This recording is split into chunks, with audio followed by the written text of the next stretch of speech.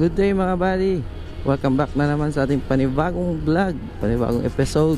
Don TV here. At yun, ngayon ay meron tayong pupuntahan na isang resort or swimming pool area dito sa lugar namin sa Aklan mga bad. Kaya samahan nyo kami mga buddy. At kung bago ka pa lang at napadaan ka lang sa aking YouTube channel at Facebook page, at kung hindi ka pa nakapag-subscribe ay sana ay huwag mong kalimutan mag-subscribe at paki-like, hit the bell icon at paki-select yung all para lagi kang ma-notify sa mga video na kagaya nito. So yun, at kung sa Facebook page ka naman ay huwag mo sana kalimutang mag-like and follow at paki-share. Nasa Don TV official tayo mga buds. So we're heading now mga buds, or nandito tayo ngayon sa Barangay Kamansisur, Numancia, Aklan. Pupunta tayo ngayon doon sa Leso Ibaw Leso. Wala, Ibaw Leso. Uy.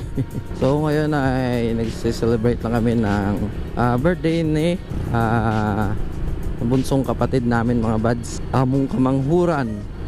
Kamanghuran means younger brother or sister.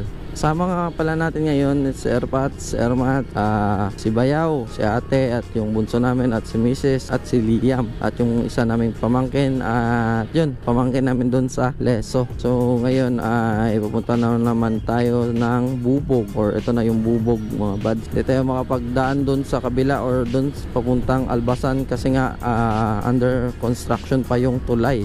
Yung pala mga buds, baka hindi mo pa napanood yung last video natin, pumunta tayo ng Batan nung unang sakay ni click natin or knitting sa ferry boat. So yun, preparation yun kasi isa sa pangarap natin na malibot yung Pilipinas gamit tong motor natin, di ba? Nakaya ng iba, so kakayanin natin soon or sooner. So bigyan ko lang kayo ng konting wala nga pala akong may ibibigay sa inyo about dun sa resort na pupunta natin kasi nga wala pa tayong idea or hindi ko na research, pero nakita ko na yung view or kung anong doon makikita doon para naman tawag dito, masuspense naman yung natin, sarili natin, di ba? Or magulat tayo or mamangha, wala pa tayong idea about sa kanyang entrance, cottage, kung magkano. Ay, tayo na nga, tumutulo na nga yung ulan mga buds. Sana ay makarating tayo ng safe dun sa ating pupuntahan. Ay, ayun na. Nakikita na natin yung Kaulapan. Maganda pala dito to Hindi natin to nadaanan mga buds. So ayan mga buds, nandito na tayo sa bayan ng Numancia or sa poblasyon Numancia. At bibili muna tayo ng cake dito. Yan, dito sa 3 Cakes Bakery, Bread and Cakes.